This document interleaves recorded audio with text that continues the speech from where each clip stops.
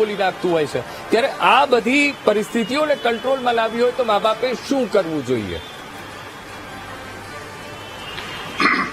બહુ વ્યાજબી સવાલ છે તમારો, અને અમે આ ડે ટુ ડે પ્રેક્ટિસમાં પણ આવા ઘણા કેસીસ જોઈએ છે કે જ્યાં અમારી પાસે પેરેન્ટ્સ આવે છે અને કહે છે કે સર અમારા બાળકને મોબાઈલની લત લાગી ગઈ છે, રોજના 4-4, 6-6 કલાક આખી રાત મોબાઈલ જોઈએ છે, સ્કૂલે નથી જતો અને ભણવામાં પાછળ પડી ગયો છે. સો આમાંથી બહાર આવવા માટેના મોસ્ટ ઇમ્પોર્ટન્ટ વસ્તુ પહેલાં તો એ છે કે આપણે આપણા બાળક સાથેનો જે સંવાદ છે, કોમ્યુનિકેશન છે, જે તૂટી ગયો છે તે પાછો આપણે જાગૃત કરવો પડશે. આપણે બાળક સાથે બેસીને વાત કરવી પડશે. આ કોઈ વન સ્ટોપ સોલ્યુશન નથી, એની કોઈ દવા નથી કે આજે તમે દવા આપો ને બાળક કાલે મોબાઈલ છોડી દે. કોઈ પણ પ્રકારના વ્યસનને જેમ આપણે ધીરે ધીરે ઓછું થઈ શકે એમ આના માટે પણ પેરેન્ટ્સે સ્ટ્રેટેજી બનાવવી પડે. બાળક સાથે વાત કરીને એને સમજાવવું પડે કે જે તું આટલું બધું મોબાઈલ વાપરે છે તે તારા માટે હાનિકારક છે.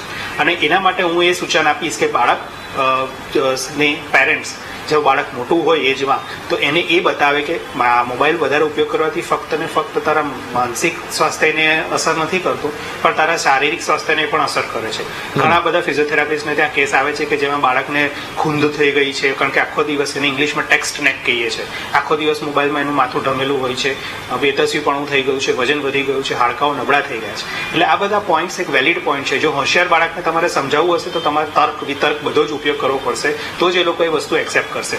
ફક્ત તમે ખાલી એમને કહી દેશો કે બસ કાલથી મોબાઈલ નથી વાપરવાનું, તે બિલકુલ કામ નહીં કરે. અને ઘણા કેસમાં એવું થાય છે કે મા બાપ એક્સ્ટ્રીમ સ્ટેપ લેતા હોય છે અને બાળક પછી ખોટી દિશામાં જતું રહે છે, ઘણી વાર ખોટી સુસાઇડની બધી વાતો કરતું હોય છે. એટલે બાળકને કોન્ફિડન્સમાં લેવું, શાંતિથી એની સાથે ડિસ્કસ કરો, એને બતાવો કે અમે તારી સાથે છીએ, અમે તારા એનિમી નથી કે અમે તારા અગેન્સ્ટ નથી, પણ તારે કોઓપરેટ કરવું પડશે, તારા સારા માટે અમે કહીએ છીએ. ધીરે ધીરે મોબાઈલનો ઉપયોગ ઓછો કરીને એને બંધ કરી શકાય. જે સાયબર એક્સપર્ટે કીધું કે પેરેન્ટલ કંટ્રોલ બહુ સારી વસ્તુ છે, પણ મારું એ સૂચન એ છે કે પેરેન્ટલ કંટ્રોલ જો તમે એકવાર વાપરશો તો તમારો ટ્રસ્ટ જે બાળક સાથે છે તે હંમેશા માટે તૂટી જશે અને બાળકને એવું જ લાગશે કે તમે બધી વસ્તુમાં ડાઉટ કરો છો. એટલે પેરેન્ટલ કંટ્રોલ યુઝ કરતા પહેલા બાળક સાથેનો સંવાદ થઈ જવો જોઈએ. હા, બાળક પછી પણ એની સીમા ઓળંગે તો પછી પેરેન્ટલ કંટ્રોલનો ઉપયોગ કરો, જેથી બાળકની આપણે હરકતો ઉપર નજર રાખી શકીએ. પણ બાળકના જાણ વગર પેરેન્ટલ ઉપયોગ કરશો તો પછી એની સાથેનો ટ્રસ્ટ તૂટશે, અને ટ્રસ્ટ એકવાર જો તૂટી જશે તો પછી ઘણી બધી જગ્યાએ તમને નડી શકે છે. એટલે આનો એક જ ઇમ્પોર્ટન્ટ ક્વેશ્ચન એ છે કે કોમ્યુનિકેશન તમારા બાળક